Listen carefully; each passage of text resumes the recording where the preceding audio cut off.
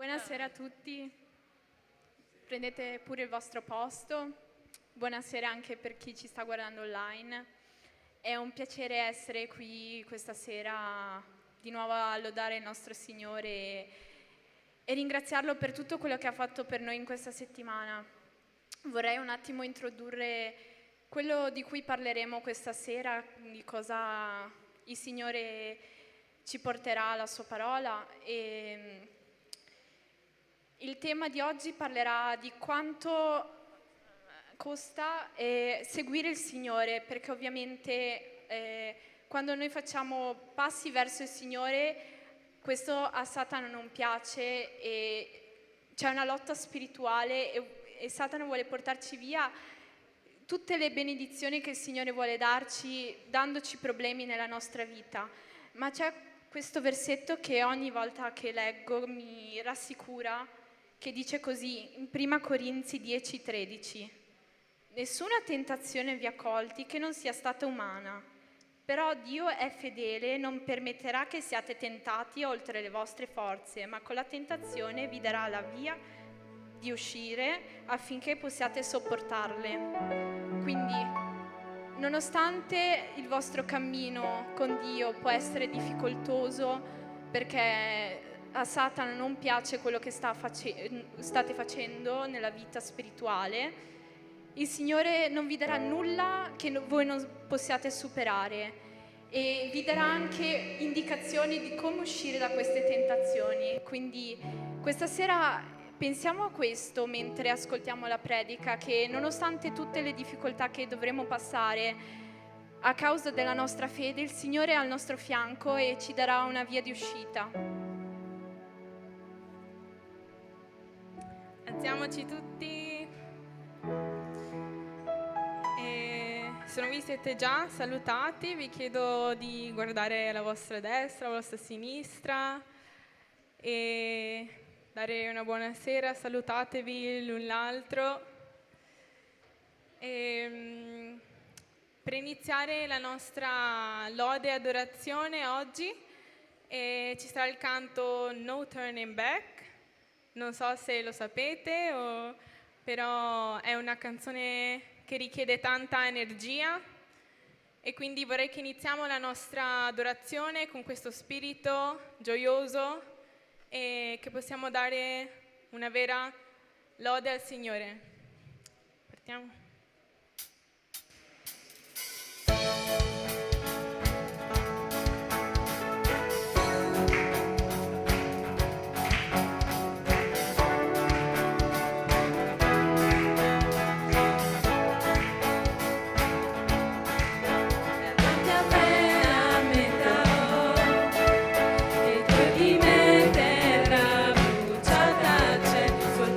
Dio adorerò.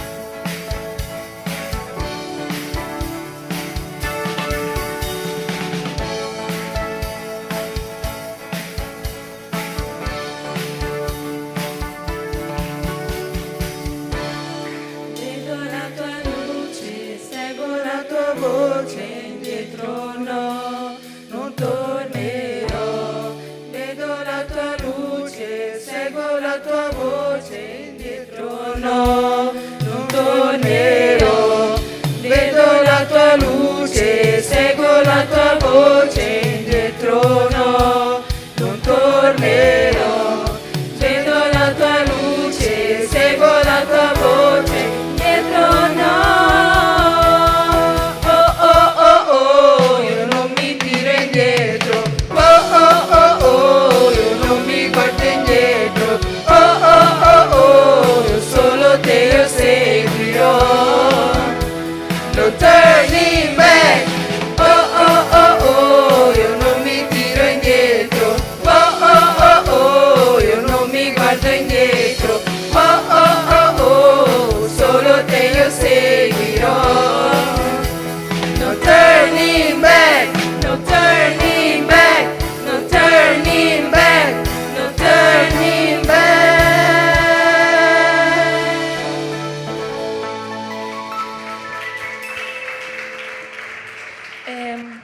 Buonasera a tutti. Cantando questa canzone mi è venuta in mente quella volta in cui Gesù ha fatto camminare Pietro sulle acque e Pietro si è guardato intorno e poi è affondato nel mare. E questa canzone appunto mi ha ricordato questa parte, il fatto di non guardarsi indietro, non guardare le circostanze e di andare avanti, seguire Cristo, guardare soltanto direttamente a Lui e senza pensare alle difficoltà, senza pensare a tutto quello che ci circonda e che può buttarci giù, che può farci affondare nel mare mentre il mare è mosso, ma mentre il mare è mosso il Signore vuole che noi continuiamo a camminare sulle acque, continuiamo a fare l'impossibile attraverso la sua potenza. E questo penso sia la chiave di questa nuova generazione. Adesso canteremo C'è una nuova generazione. E volevo farvi ragionare su delle piccole cose, come per esempio, secondo voi è un caso che il mondo stia impazzendo? Secondo voi è un caso che la verità di Dio sia quella e il mondo prenda quello e faccia totalmente il contrario?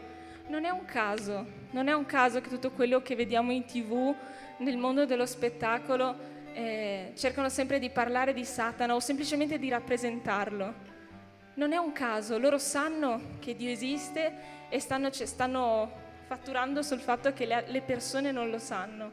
E quindi persino loro che vanno contro il Signore sanno che Dio esiste e hanno la certezza di questo, ancora di più noi che abbiamo attraverso Dio l'autorità di fare l'impossibile, dobbiamo essere convinti di quello che Dio è, del fatto che Lui esiste, del fatto che Lui può rinnovare le nostre menti e le nostre vite. E dobbiamo continuare con questa passione che sentiamo dentro, che magari molte volte è molto sotterrata da tante cose. Dobbiamo tirarla fuori e esprimere agli altri che nel nostro cuore c'è il fuoco di Dio. Gli altri lo vedono, le persone lo vedono.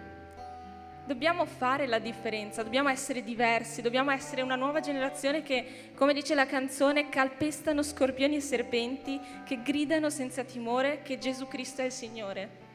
Avete il coraggio, avreste il coraggio di gridare che Gesù Cristo è il Signore? Non serve rispondere ad alta voce, però non gridare che Gesù Cristo è il Signore è sapere la verità e nasconderla.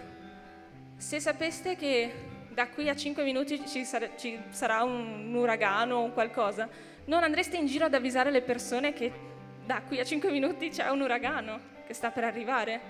La stessa cosa, noi sappiamo che Dio esiste, sappiamo che Lui, Cristo, dà la salvezza, e perché non andiamo in giro a dire, a raccontare la verità alle persone? È la stessa identica cosa, perché le persone, anche se non fanno una scelta per Gesù, fanno la scelta dall'altro lato e finiscono all'inferno. È nostra responsabilità prenderci cura del risveglio spirituale che c'è, che sta succedendo tra di voi. È nostra responsabilità prenderci cura di questo e far sapere alle persone che la salvezza c'è, che c'è un modo per far finire tutta la loro sofferenza, che c'è un Cristo che è morto per loro per salvarli. Quindi cantiamo questa canzone davvero con la passione di Dio dentro noi, pensando a la potenza che il Signore dà per testimoniare, e il Signore dà potenza, perché vi ricordate di quella volta che Stefano ha predicato la genealogia, che noi diciamo ma legge una genealogia e le persone si sono convertite? Semplicemente con una genealogia che ai nostri occhi umani sembra una cosa assurda, ma Dio rende potente quello che ai nostri occhi non sembra. Dobbiamo esercitare la potenza del Signore. C'è un risveglio spirituale, sono sicura che voi lo sentiate, ed è nostra responsabilità prenderci cura di questo, perché le prove arriveranno e saranno complicate, ma il Signore è con noi in ogni momento. Quindi cantiamo.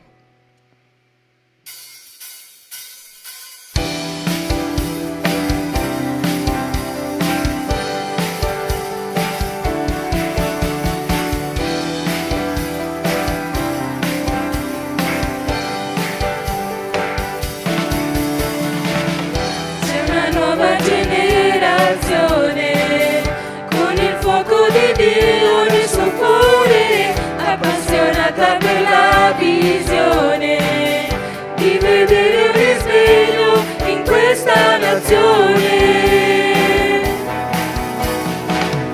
Tutti i giovani adolescenti calpesteranno scorpioni e serpenti, stanno gridando senza timore che Gesù Cristo è Signore di questa nazione. C'è una passione nel nostro cuore per la nazione, c'è una passione nel nostro cuore per la nazione. Riempici, rivestici della tua potenza per testimoniare, cambiaci, trasformaci, vogliamo brillare nella tua gloria.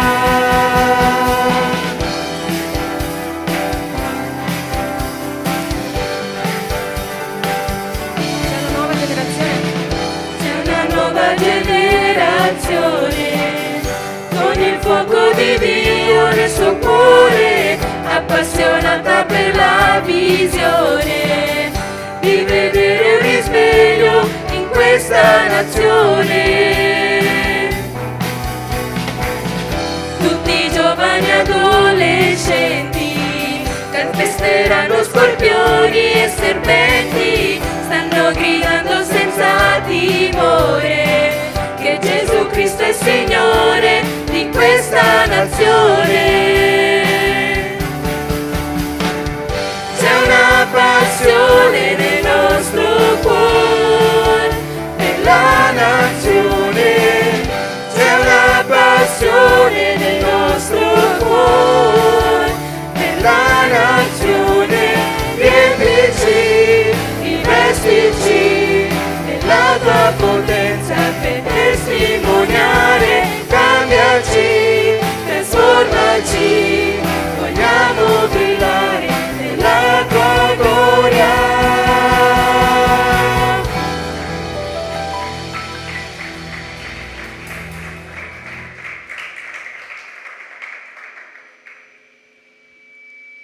Questa canzone che faremo adesso si intitola Io ti offro, e anche se è una canzone che cantiamo da molto tempo, non sono sicura se la conosciamo tutti, anch'io l'ho imparata per la prima volta, però leggendo questo testo mi ha veramente toccato il cuore quello che c'è scritto, e vorrei leggere un po' un pezzo di questa canzone che dice: Io ti offro me stesso e tu, Dio della vita mia, cambia questo cuore. Io ti offro i miei giorni e tu, fonte di santità, ne farai una lode a te nell'offerta di Gesù. Io penso che Dio, quando inizia un'opera nel nostro cuore, nelle nostre vite, la vuole portare a termine, vuole fare una cosa grande dentro di noi, e non si accontenta quando gli diamo solo una parte della nostra vita, solo una parte dei nostri problemi. Dio vuole tutto quanto, vuole tutte le nostre situazioni difficili, vuole che condividiamo con Lui i nostri momenti di gioia e anche quelli brutti. Il Signore vuole tutto il nostro cuore, vuole tutta la nostra attenzione, e io vorrei che cantando questa canzone possiamo veramente dare al Signore il nostro cuore e aprire noi stessi a Lui, perché vuole veramente tutto quanto di noi per poterci guidare e poterci portare verso tutte le benedizioni che ha per noi. Quindi vorrei che possiamo tenere a conto questo mentre cantiamo.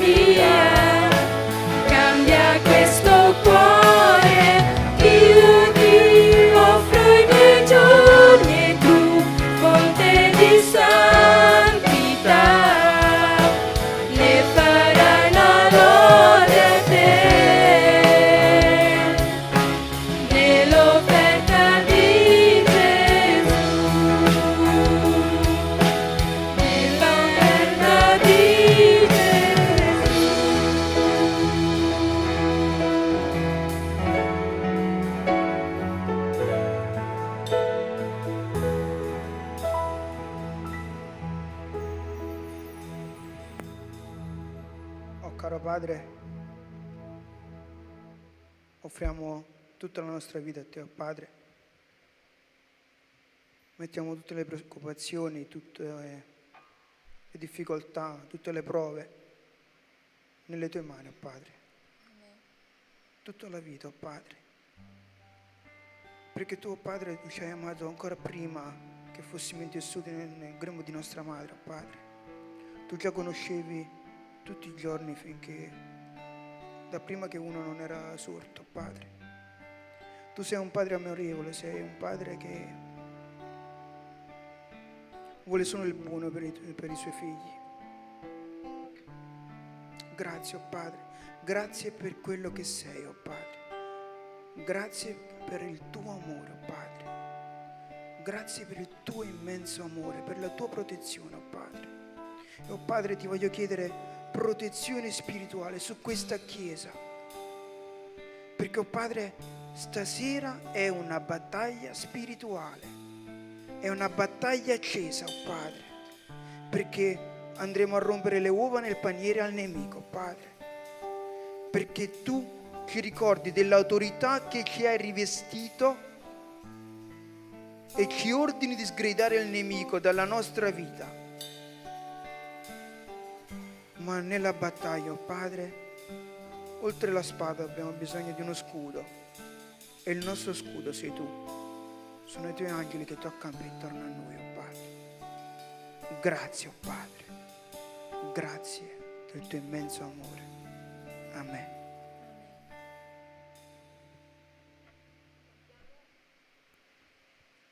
Cantiamo Torno alla vera adorazione.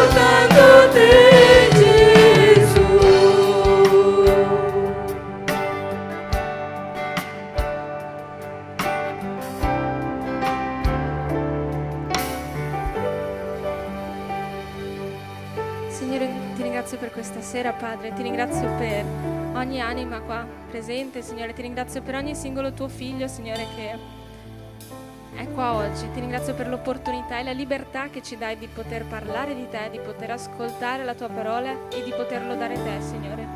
In molti stati di questo mondo non c'è possibile, a noi tuoi figli, non è possibile parlare di te e ascoltare la tua parola, Signore. E io ti ringrazio per questa meravigliosa libertà che ci hai dato qua in Italia, Padre. Io ti chiedo che tu possa preservare i nostri cuori, Signore, che tu possa prenderti cura della nostra passione, dell'amore che abbiamo per te, Padre, che davvero tu possa aiutarci a sconfiggere ogni attacco del nemico che vuole portarci lontano da te, Signore. Ti chiedo che tu possa stendere la tua mano su questa generazione, Padre, che ha voglia di fare potenti cose nel tuo nome, Signore, che ha voglia di conoscere te, Signore, di sapere sempre più di te. E ti chiedo che loro possano continuare a mantenere questa voglia, questa fame, Signore, e davvero che possiamo vedere questo risveglio spirituale, Signore.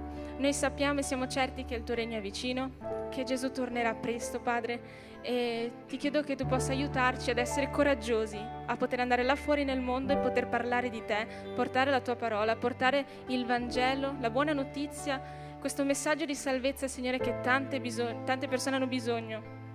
Sono certa che tante anime stanno gridando il tuo nome, che vogliono sapere, vogliono conoscerti, vogliono finalmente fermare la loro sofferenza, Padre. E ti chiedo che tu possa scegliere, che tu possa chiamare e che noi possiamo avere il coraggio di andare e rispondere alla tua chiamata, Signore. Non è semplice, ci saranno un sacco di prove, ma che tu possa essere sempre il nostro punto fisso, che tu possa essere sempre il nostro punto di riferimento per poter chiedere ogni singolo consiglio su ogni singola cosa della nostra vita, da quale lavoro fare, quale scuola fare, che studi fare, Signore, che versetto lasciare in un ristorante, che messaggio, Signore, che tu possa aprire i nostri cuori e possa mostrare a noi le vite che hanno bisogno di te e che dobbiamo raggiungere, Padre.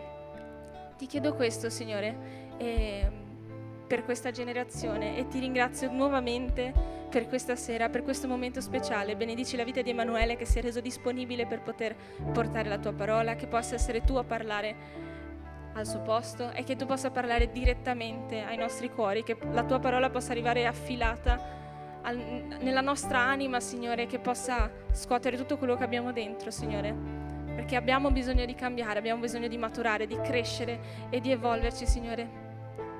Ti chiedo questo, Signore, nel nome di Gesù.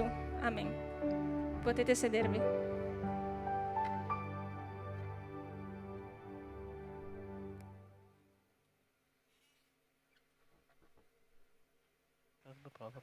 Prova. Mi si sente? Ok.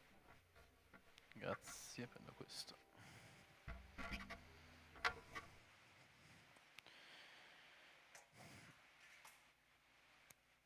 Ok, mi si sente bene? Gesù Cristo è Dio. Alzi la mano chi è d'accordo con questa affermazione in questa stanza. Puoi dirlo lì al tuo posto, Gesù Cristo è Dio. Puoi urlarlo, affermarlo, dichiararlo. Amen, ragazzi. Questa sera noi parliamo del costo di andare in fondo con Dio, di andare fino in fondo con Lui. E questa dichiarazione che avete appena fatto è il nucleo di quello che crediamo. Gesù Cristo è Dio.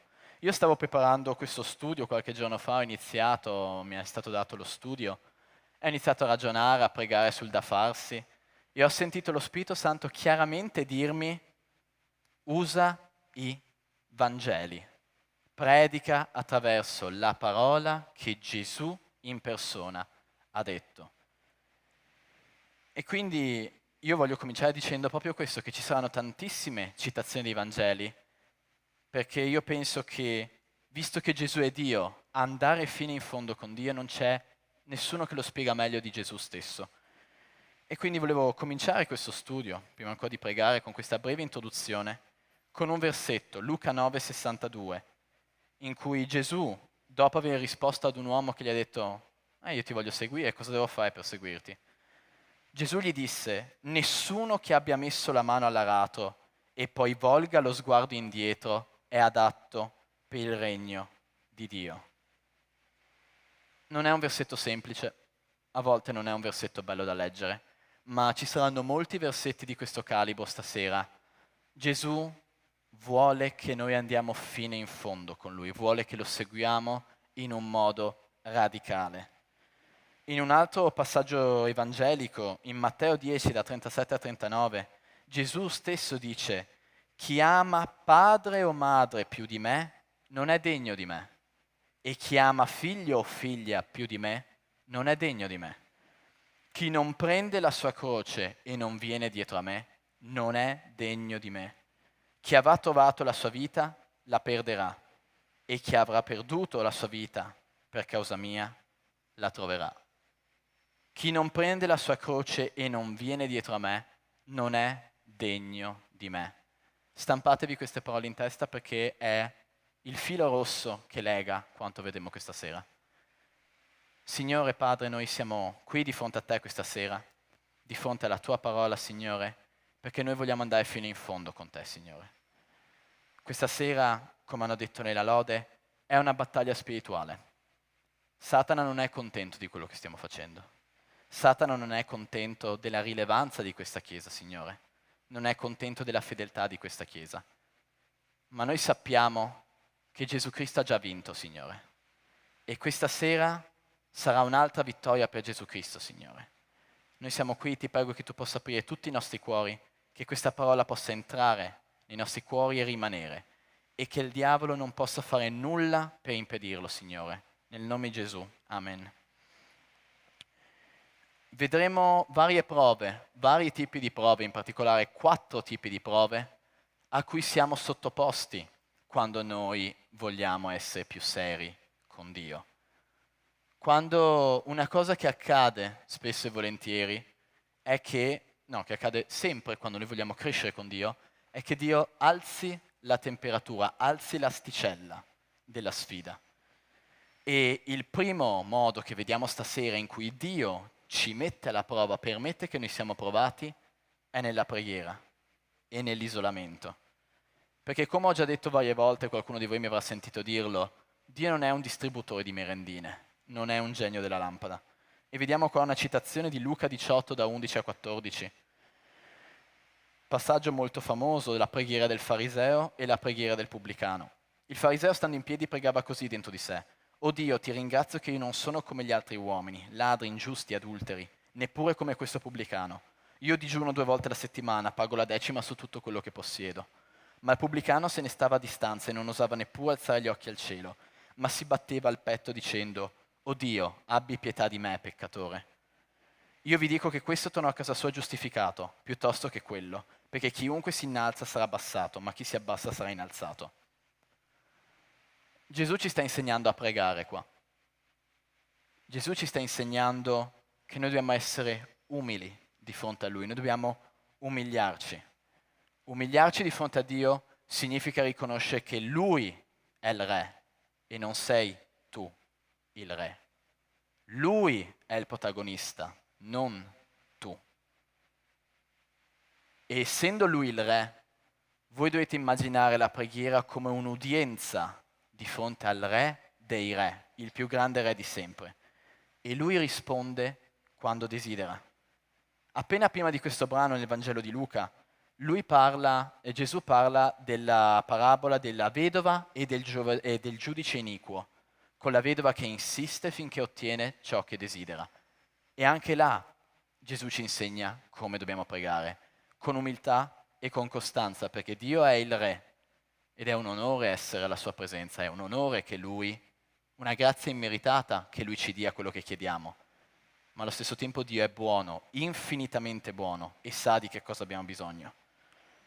E quindi Dio, quando tu cerchi di camminare più a fondo con Lui, Lui ti metterà alla prova nella preghiera. Tu chiederai e non riceverai immediatamente, perché Dio vorrà vedere la tua costanza, vorrà vedere la tua fede. Gesù ci chiede la fede, che viene definita nella parola di Dio con certezza di cose che si sperano.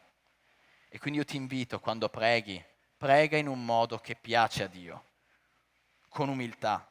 Riconosci che hai bisogno di Lui. Non è Lui il tuo servo, sei tu il suo servo che viene a chiedere una grazia. E io quindi ti voglio chiedere, ti voglio dire, prega a Dio per ringraziarlo, per dargli onore, per affidargli le vite delle persone attorno a te. E prega per chiedergli di avere che la tua vita sia come Lui la vuole e non come tu la vuoi. Perché quello che conta è il suo piano, non il tuo piano. Il suo tempo, non il tuo tempo. I suoi progetti e non i tuoi. In questa attesa che Dio permetterà, tu imparerai ad avere la fede. Ti ricorderai che al centro di ogni cosa non ci sei tu, che alla tua richiesta devi essere servito e riverito. Al centro di ogni cosa c'è Gesù Cristo, che è Dio. Ogni giorno io ti invito, vai alla presenza di Dio. Sii incessante, come la vedova della parabola, costantemente vai a chiedere a Dio, a ringraziare Dio, a lodare Dio. E questo era il primo punto, noi saremo provati nelle non risposte e nelle risposte tardive di Dio. Il secondo punto è che noi saremo provati nelle nostre emozioni. In Matteo 10, 34, 37, vi chiedo di prestare molta attenzione a questi versetti, Gesù dice: non pensate che io sia venuto a mettere pace sulla terra. Non sono venuto a mettere pace, ma spada, perché sono venuto a mettere l'uomo contro suo padre, la figlia contro sua madre e la nuora contro la suocera. E i nemici dell'uomo saranno quelli stessi di casa sua. Chi ama padre o madre più di me non è degno di me, e chi ama figlio o figlia più di me non è degno di me.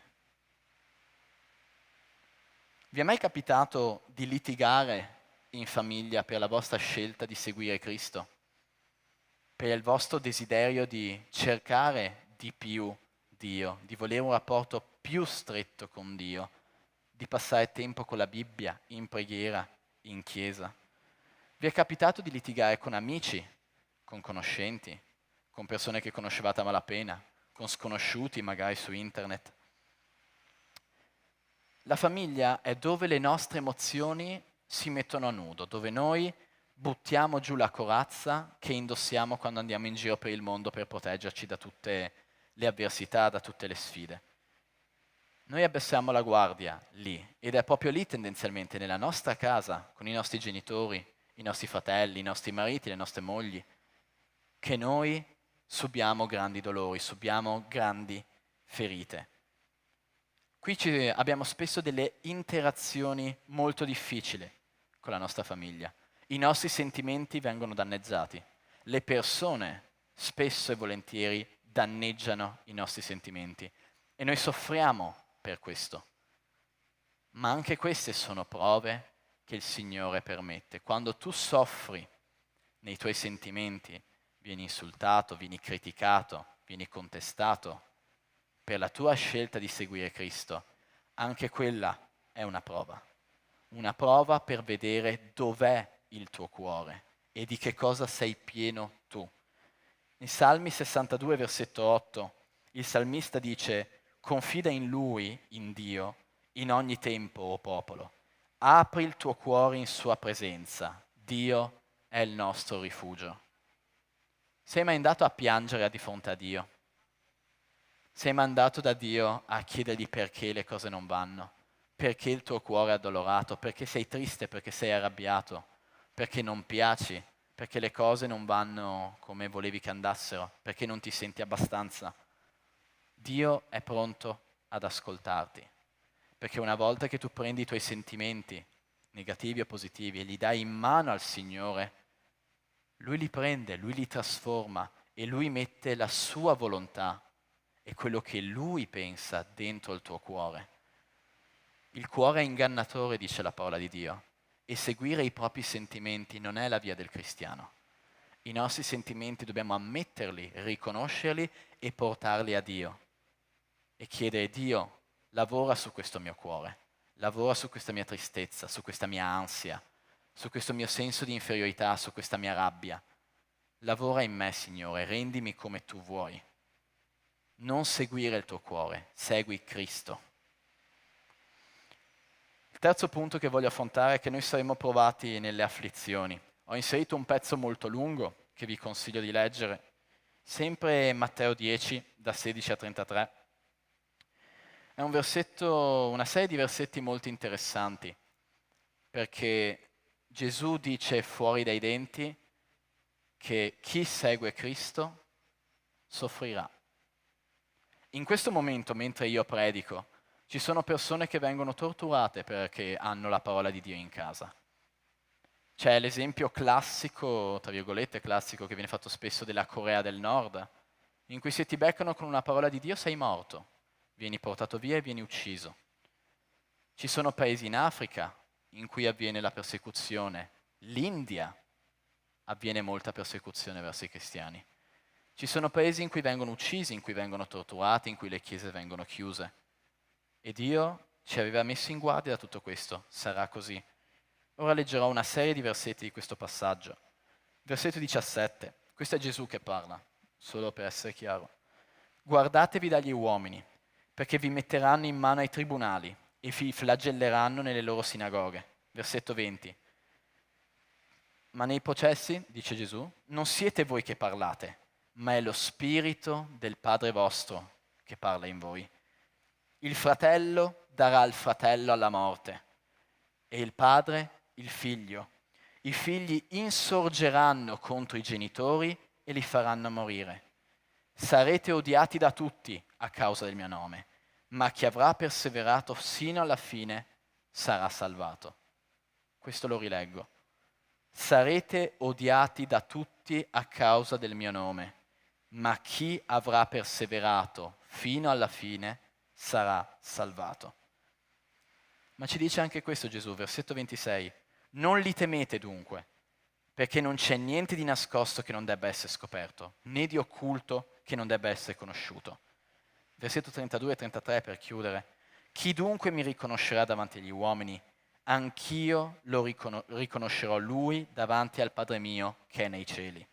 Ma chiunque mi ne rinnegherà davanti agli uomini, anch'io rinnegherò lui davanti al Padre che è nei cieli.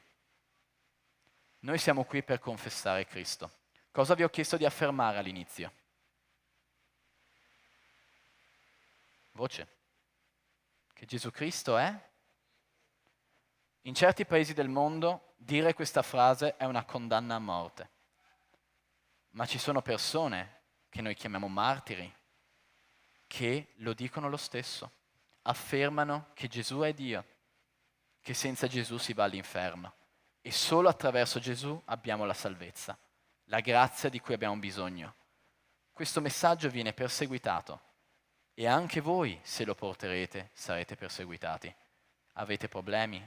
Vi odieranno. Lo dice, non c'è modo di dirlo meglio di come l'ha detto Gesù. Vi trascineranno davanti a processi. Perché questo accade? Perché il mondo odia Cristo. E se voi seguite Cristo, il mondo odierà anche voi. È molto importante questo. La persona media, la persona normale, voi che siete molto presenti sui social l'avrete sicuramente visto, la persona media ha un sacco di comportamenti e di idee che sono contrarie a quello che Cristo insegna e a quello che Cristo è. Quando si parla di Dio nei social, quanti commenti vediamo contro Dio? Che lo sminuiscono, che lo deridono, che deridono i cristiani, che umiliano i cristiani. E quei commenti sono coperti da valanghe di like, un sacco di risposte affermative. E invece vediamo il cristiano che coraggiosamente dice no, non è così, che viene subissato di dislike, di critiche. Per voi non sarà diverso. Non diventerete noti, famosi, influencer su Instagram attraverso la parola di Dio.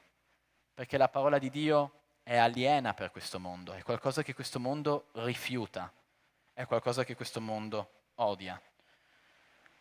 Io e Samuel abbiamo scaricato in questi ultimi giorni un'applicazione con commentari, Bibbie e cose. E quando premi il tasto download diceva fai attenzione a scaricare questi documenti. In alcuni paesi perseguitati, se ti beccano con uno di questi ti arrestano. Vero Samuel? Pensa, hai un foglio con te della Bibbia nel tuo zaino, te lo trovano e sei in carcere. Come se avessi ucciso qualcuno. Come se avessi ucciso qualcuno. È così che funziona il mondo, è così che gira il mondo. E il messaggio di Cristo è un messaggio bellissimo, ragazzi. Non voglio spaventarvi questa sera, è un messaggio eccezionale quello di Cristo. La salvezza, un Dio che ti ama come nessuno può amarti, un Dio che ti ha scelto, che ti ascolta, che ti guida, che ti salva. Non pensate che Dio ti prenda, ti butta nel dolore e ti abbandoni là. Dio non ti abbandonerà mai. Ti odieranno, ma mentre ti odiano Dio ti ama. Ti perseguiteranno, ma in quel momento Dio sarà con te. Ti odieranno, ti criticheranno, ti insulteranno, ti diranno di stare zitto, ma Dio sarà accanto a te in quel momento e ti dirà, persevera figlio mio, vai avanti. Più voi parlerete di Cristo, più Satana sarà infastidito e quindi più voi sarete attaccati dalla vostra famiglia, dai vostri amici, dalle persone attorno a voi, dalle necessità. Quando abbiamo problemi tecnici nella proiezione, ci sono problemi nella lode, è perché, come hanno detto loro in preghiera, c'è una battaglia spirituale. Non so se vi piacciono i film di guerra, di battaglie medievali, ma dovete immaginare la lode, come una carica di cavalleria, in gergo una carica di alleggerimento che va dal nemico per devastare le loro linee già preparate e permettere alla fanteria di fare il resto. La lode è una carica di cavalleria contro Satana e contro i suoi demoni. È una battaglia. Loro soffrono, loro combattono, loro vengono divisi, viene messo il dubbio nella lode. E dopodiché arriva l'attacco dopo, la predicazione, la testimonianza, lo studio che viene portato. E anche lì è una battaglia. Anche lì Satana reagisce, manda i suoi demoni, manda qualunque problema, mette le persone l'una contro l'altra, perché Satana odia che voi lodiate Dio. Satana odia che voi leggiate la parola, Satana odia che voi preghiate e odia che voi lodiate il Signore, imparate il Signore e vi odia quando voi seguite Cristo. Più simili siete a Cristo, più Satana vi odierà. Ma non abbiate paura, dice Cristo, perché io ho vinto il mondo. Sulla croce Gesù ha sconfitto la morte. E Satana, vediamo in Apocalisse, sarà sconfitto anche lui. Nel tempo di Dio Satana è già sconfitto e Gesù ha già vinto. Combatterai una battaglia, sarà dura, ma l'hai già vinta, perché Gesù l'ha vinta per te. Sarete provati dal dolore, da separazione emotiva, psicologica delle persone. Ci sono testimonianze di persone che vengono mandate via di casa perché sono diventate cristiane. Forse un giorno proverai dolore fisico. Pensa a Stefano. Stefano è stato lapidato, è stato ucciso. Tutti gli apostoli, tranne Giovanni, sono morti martiri, in modi anche piuttosto brutti secondo le tradizioni. E come dicevo prima, mentre noi siamo qui, ci sono cristiani che soffrono, che muoiono. E quando tu provi dolore, tu provi rifiuto, chiedi a Dio, Signore, che cosa devi imparare da questo dolore? E prega perché Lui ti sostenga nella persecuzione, perché se stai venendo perseguitato, sei nella strada giusta, sei dentro la carica di cavalleria, stai combattendo perché Satana faccia un passo indietro nel mondo e Cristo faccia un passo avanti. E Satana non vuole permetterlo questo. La vita cristiana, come abbiamo detto all'inizio, non puoi prendere l'aratro e guardare indietro. La vita cristiana non è per chi molla, ma non temere, non è la tua forza, è la forza di Dio. È Dio che ti sostiene ed è grazie a Lui che puoi andare avanti senza mollare. Bevo. Pausa tecnica. No, tranquillo.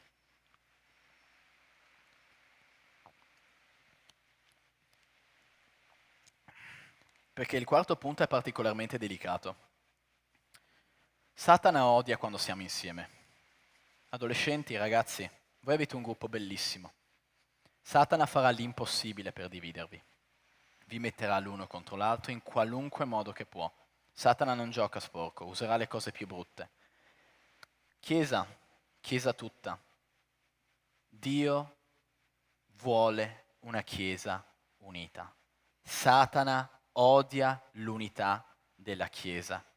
Pensate di nuovo ai cavalieri che cavalcano assieme, nella stessa direzione. Sono implacabili. È il corrispettivo medievale del carro armato. No, è molto difficile da fermare. Spiritualmente non si può fermare la carica del Signore. Ma se i cavalieri corrono a velocità diverse, in direzioni diverse, combattono nemici diversi, o addirittura si combattono tra di loro, hanno già perso. La loro carica non avrà nessun successo. Se la lode arriva qui davanti divisa, quella lode è già sconfitta in partenza. Se la lode e il predicatore sono divisi tra di loro, quel culto parte sconfitto in partenza. Se la Chiesa di Dio viene divisa da Satana, la Chiesa è sconfitta, diventa sempre meno rilevante, sempre più lontana dal Signore. Leggiamo Giovanni 17, 20, 23. Questa è una preghiera che io amo. Esce dalle labbra di Gesù e la fa nel giardino del Getsemani. Qualche ora dopo l'avrebbero crocifisso. E lui, dopo aver pregato per gli apostoli, dice: non prego soltanto per questi, ma anche per quelli che credono in me per mezzo della loro parola. Sta parlando di te in questo versetto. Gesù sta pregando per te e per la Chiesa.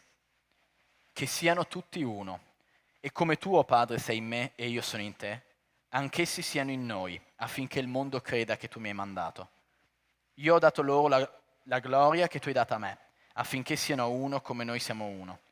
Io in loro e tu in me, affinché siano perfetti nell'unità e affinché il mondo conosca che tu mi hai mandato e che li hai amati come hai amato me.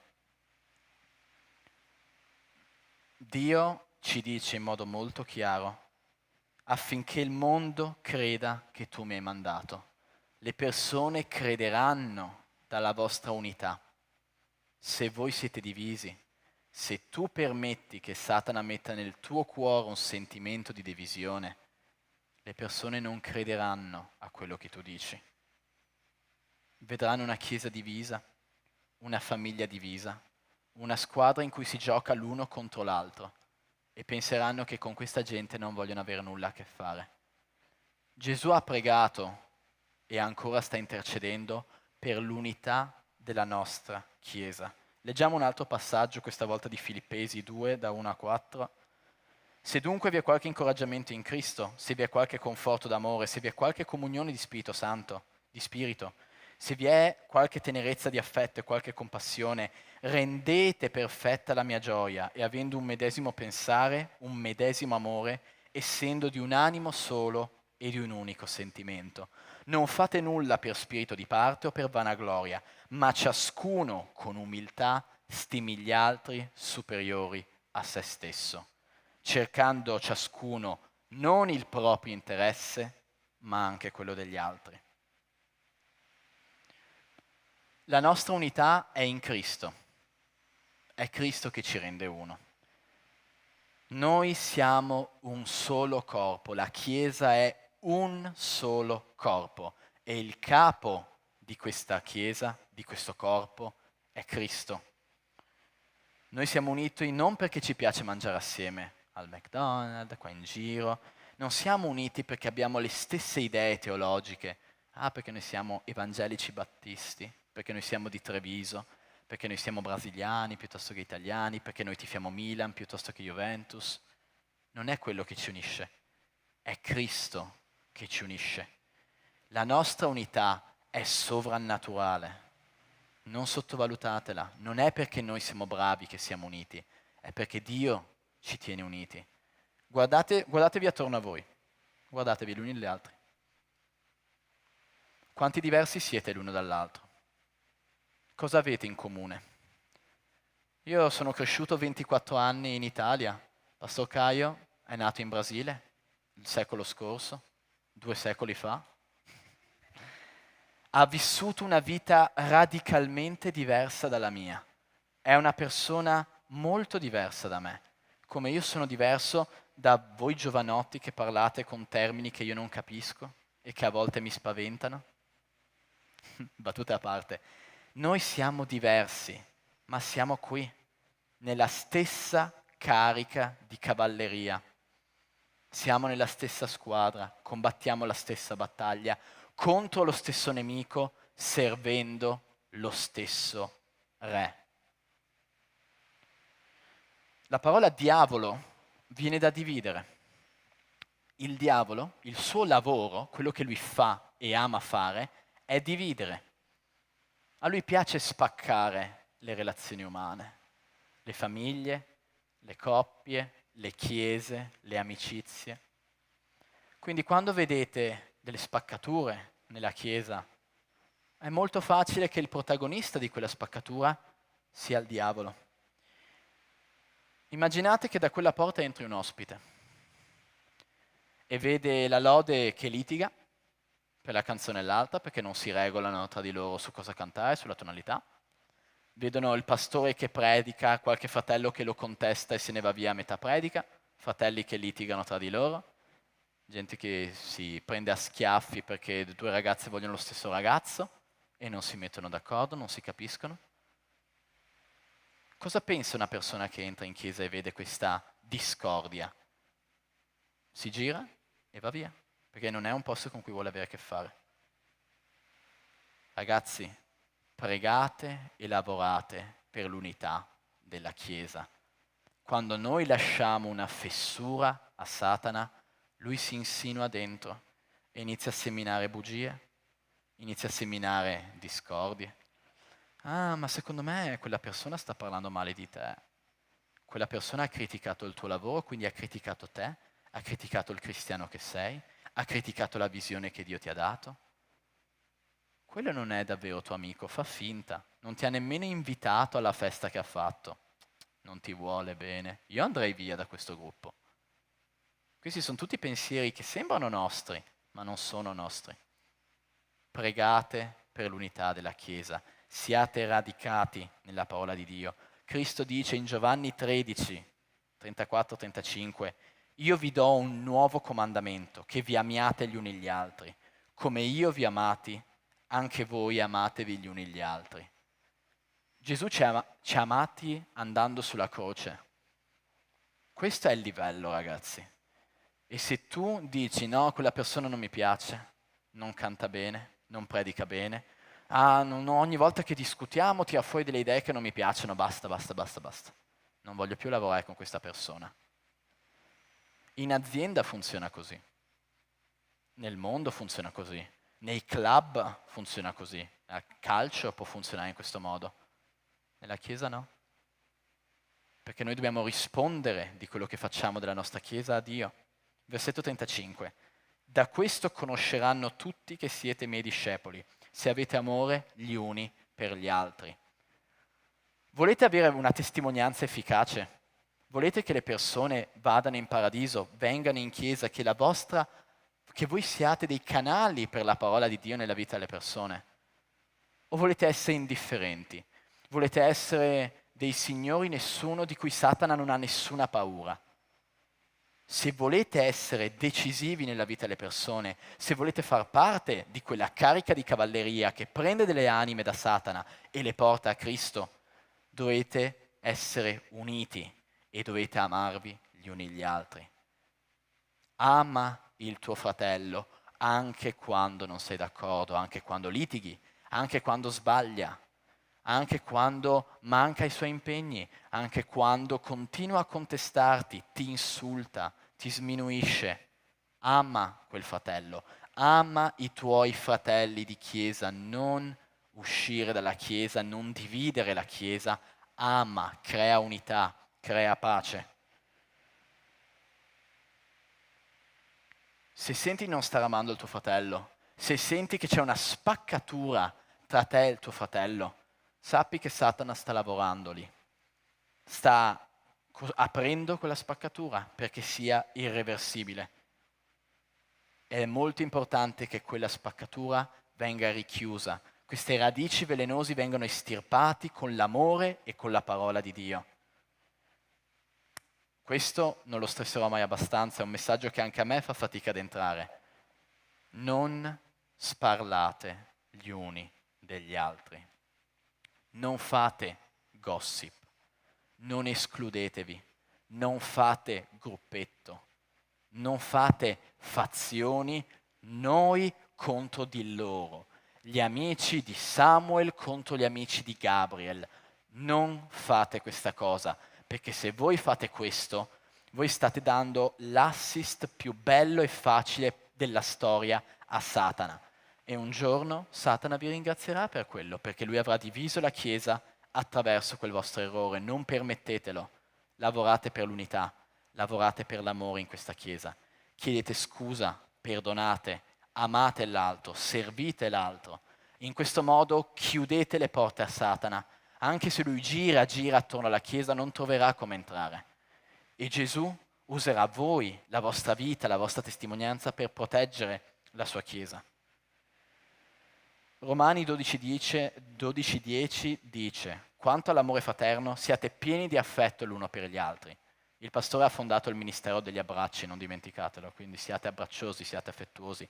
Quanto all'onore, fate a gara nel rendervelo reciprocamente.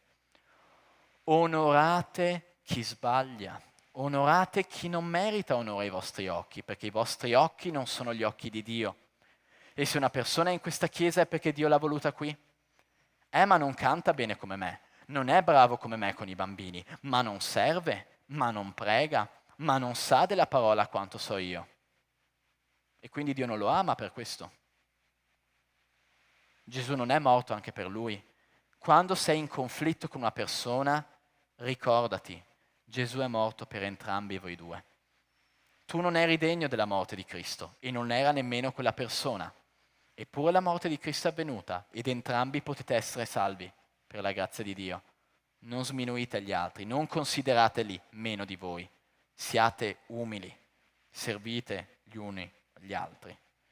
Se noi permettiamo che i nostri sentimenti negativi e le nostre idee contrarie alla parola di Dio stiano nel nostro cuore e non le affidiamo a Dio, queste metteranno radici e spaccheranno il vostro gruppo, la vostra famiglia, la vostra Chiesa. E quindi io ti voglio chiedere, di chi vuoi essere servo tu? Di Cristo o di Satana? Vuoi portare unità nella Chiesa o vuoi portare spaccatura nella Chiesa? Questo è camminare più vicino a questo è andare in fondo con Cristo.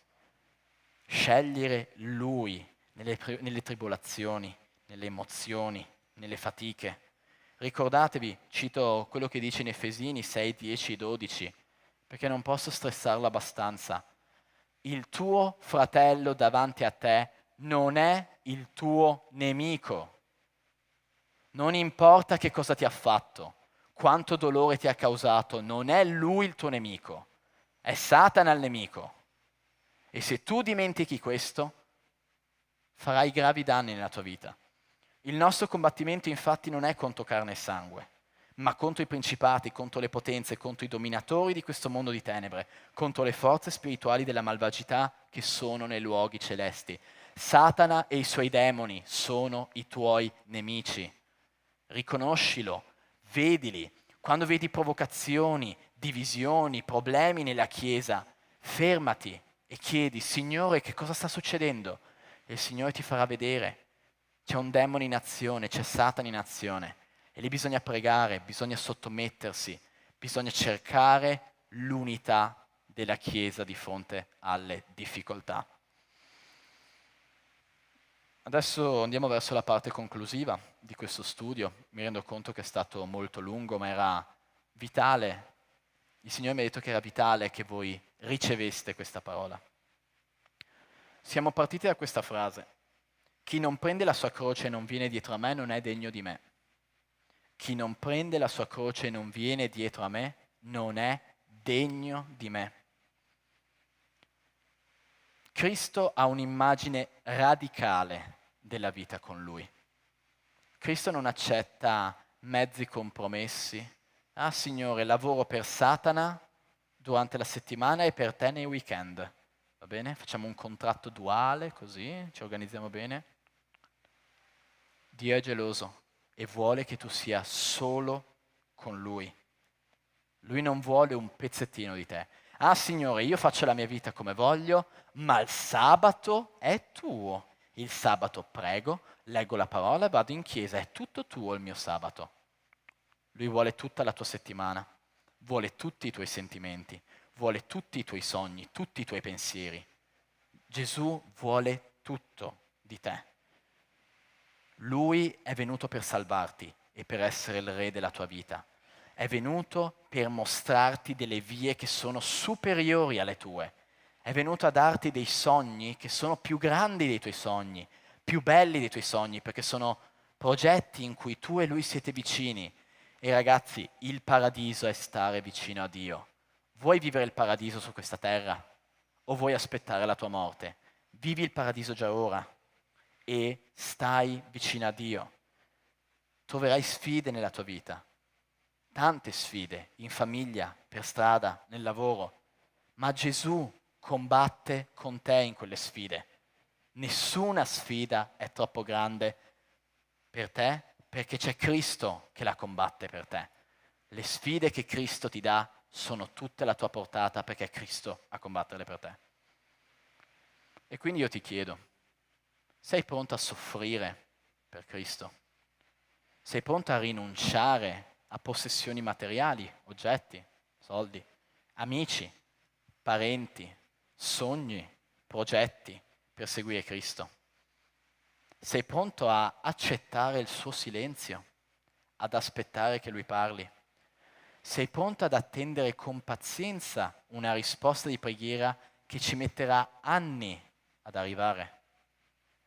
Sei pronto a ingoiare il tuo orgoglio, a perdonare, ad amare i tuoi fratelli e a cercare l'unità con loro? Questi sono argomenti molto difficili, fanno molta paura, lo so. Ma avete visto? È parola di Gesù, non è parola di Emanuele. Questo è il messaggio di Gesù. Ma abbiate coraggio, perché io ho vinto il mondo. Questo dice Gesù. State combattendo una battaglia che è già vinta, ma la battaglia va combattuta fino alla fine. Gesù ti è vicino anche quando non lo senti. Non so se lo senti, ma Gesù è qui, è in questa stanza, è accanto a te. Ora invito tutti voi a chiudere i vostri occhi, ti invito a chiudere i tuoi occhi. Gesù sta camminando in mezzo a noi questa sera. Il messaggio è stato duro, è stato difficile da digerire, dice tante cose che a volte noi non vogliamo accettare. È un messaggio complicato da accettare. La parola di Dio dice che Dio cerca i veri adoratori. Gesù cerca suoi servi, persone che lo amano, che lo vogliono seguire, persone disposte a consacrare la loro vita, ad andare fino in fondo con Lui. Nel mondo avete tribolazione, ma abbiate coraggio perché io ho vinto il mondo. Gesù questa sera ti sta chiedendo, sei pronto a prendere la mia croce? Se tu ancora non conosci Cristo, questa è la sera in cui puoi prendere quella croce in spalla e camminare con Lui, accettare che Lui è il Signore della tua vita, il tuo Re. Se invece tu già conosci Cristo, già cammini con Lui, la domanda che Dio ti sta facendo è, figlio, figlia, vuoi andare fino in fondo? Accetterai il dolore, il rifiuto, accetterai che io rispondo alle tue preghiere quando io decido di rispondere. Accetterai di mettere il tuo fratello sopra te stesso e di combattere per l'unità della tua Chiesa. Accetterai di riconoscere che io solo sono Dio e non c'è nessun altro sopra di me. Io adesso ti chiedo, tenete tutti gli occhi chiusi per favore. Lì nel tuo posto, se tu vuoi prendere una decisione più seria con Cristo, consacrare tutta la tua vita a Lui, seguirlo fino in fondo, nelle difficoltà, nel dolore, nella mancanza, nella preghiera non ancora risposta. Se vuoi seguire Dio nei litigi e scegliere l'amore, scegliere l'unità, alza la tua mano in questo momento.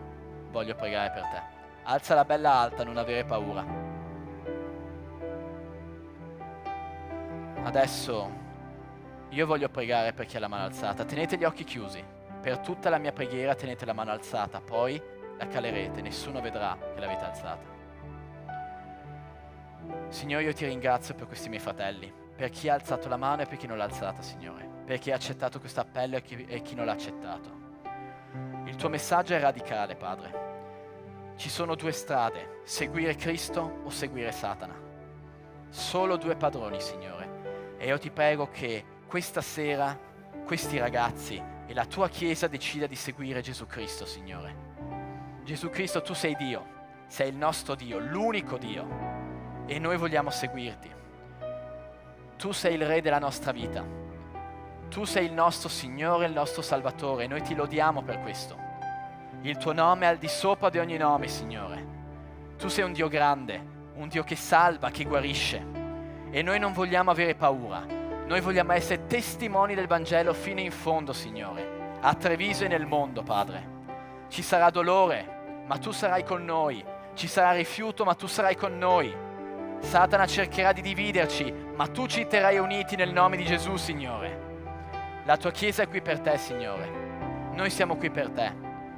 Tutte queste mani alzate sono persone che vogliono vivere per te, Signore. Accettali nel tuo regno, Signore. Entra nei loro cuori e guida la tua Chiesa, Signore.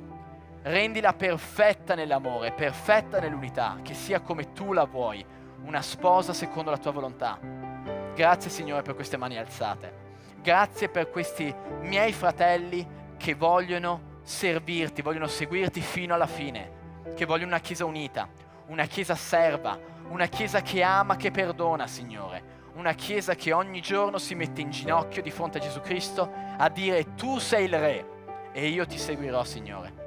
E ti prego nel nome di Gesù che la Chiesa Battista Agape possa sempre seguire Gesù, che ogni passo che noi prendiamo sia fatto secondo la tua volontà e non la nostra, per il tuo piano e non i nostri. Nel nome di Gesù, amen. Adesso chiamo qui la lode. Vi invito ad abbracciare i fratelli accanto a voi. Se li vedete provati, vedete che stanno piangendo, dategli un abbraccio forte. Dio è con noi questa sera, amen. Amen. Dio è con voi, ragazzi. Voi non camminate mai da soli. Voi combattete in un'unica carica di cavalleria e quella battaglia è già vinta. Gesù ha già vinto. E ora con la lode che ci guiderà rendiamo grazie a Dio. Riconosciamo che Lui solo è il Re. Lui solo merita la lode e l'adorazione. Gesù Cristo è Dio, amen, Chiesa. Alziamoci in piedi, ringraziamo Dio, esaltiamo il suo nome perché Lui merita di essere esaltato. Chi ha le proprie decime, le proprie offerte, le porti qua, perché anche il denaro appartiene al Signore. Ogni cosa è per la gloria di Dio. E quindi adesso vi lascio il gruppo di lode che ci condurrà in questa adorazione.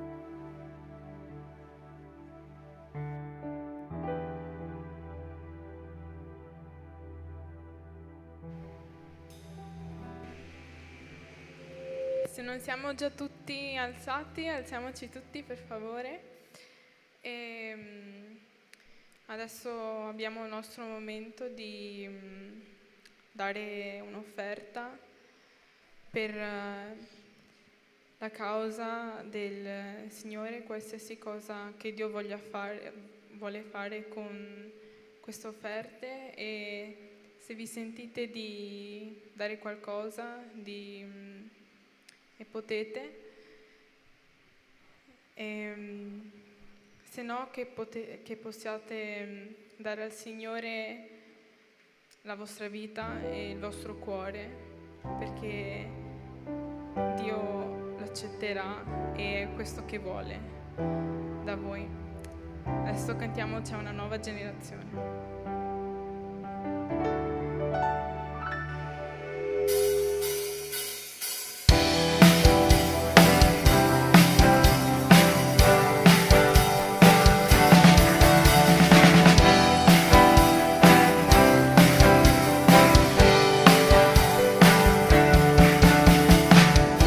Una nuova generazione con il fuoco di Dio nel suo cuore, appassionata per la visione di vedere un risveglio in questa nazione.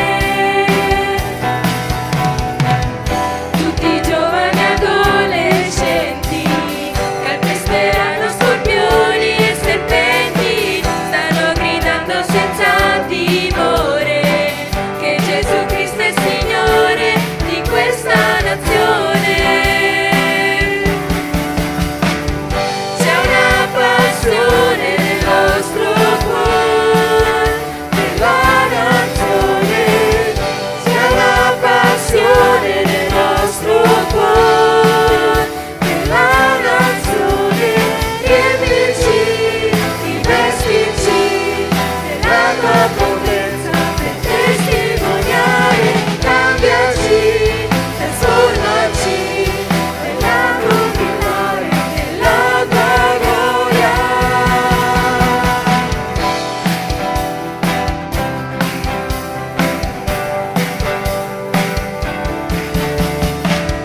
C'è una nuova generazione con il fuoco di Dio nel suo cuore, appassionata per la visione di vedere un risveglio in questa nazione.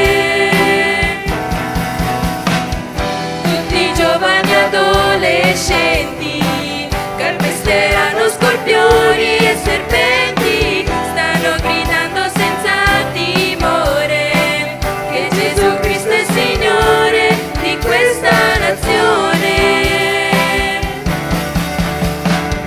C'è una passione nel nostro cuore per la nazione, c'è una passione nel nostro cuore per la nazione.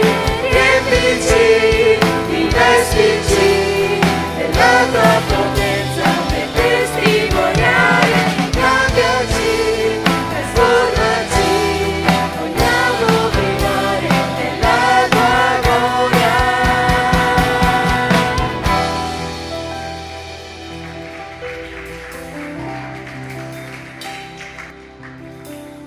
Oh Padre, stasera è una sera in cui si prendono decisioni radicali, oh Padre. Si prende una decisione tutto o niente. Oh Padre, ti ringrazio per chi ha potuto donare, per chi non l'ha fatto. Ma Padre, ti chiedo di aiutarci a dare in sacrificio vivente la nostra vita ogni giorno per la tua gloria, oh Padre. Come abbiamo cantato, questa generazione ha un fuoco di passione per la visione, oh Padre, per questa nazione, oh Padre, perché, oh Padre, sentiamo un risveglio spirituale, sentiamo che tu, oh Padre, sai per tornare, ma vuoi strappare quante più anime possibile al nemico, oh Padre. Usaci, oh Padre, usa ognuno di noi, oh Padre. Tutto lo chiedo nel nome di Gesù. Amen. Potete sedervi, adesso ci saranno gli avvisi.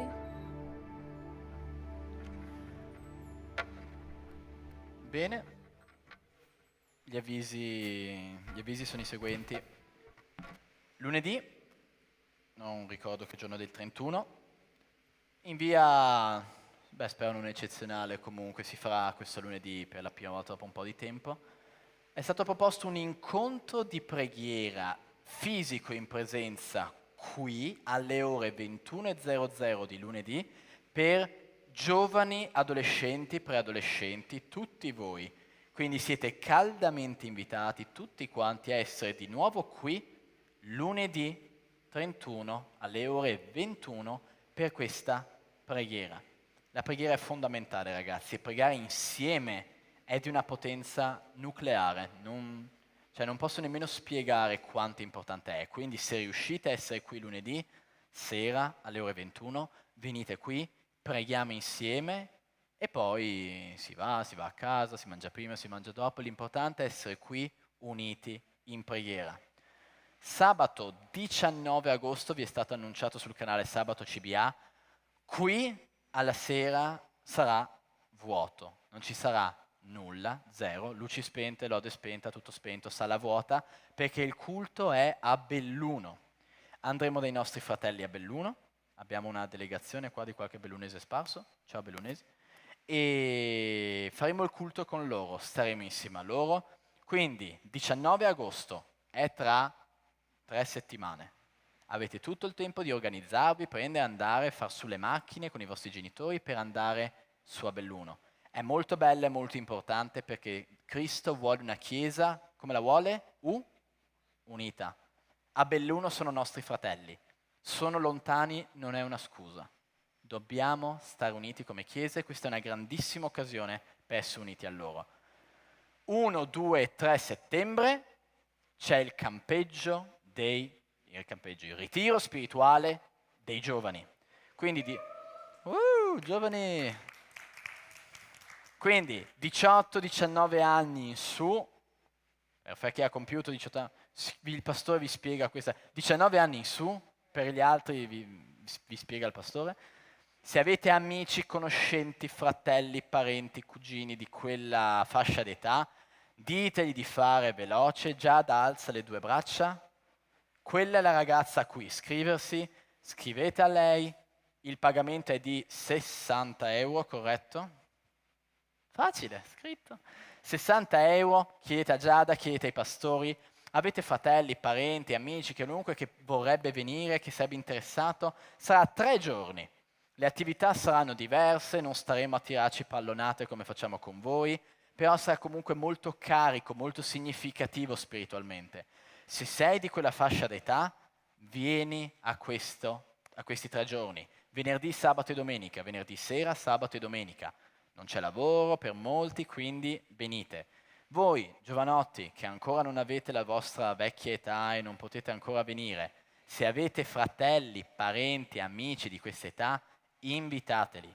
Sappiamo che voi siete social, siete simpatici, avete dei bei sorrisi, quindi invitate questi amici a venire. Ora, se non c'è altro, io vi ringrazio, Dio vi benedica grandemente tutti quanti, ci rivediamo presto qui e andate ai piccoli gruppi, adesso vi dividerete, maschi, femmine, adolescenti, preadolescenti, giovani, e facciamo i nostri studi. Dio vi benedica, buona serata.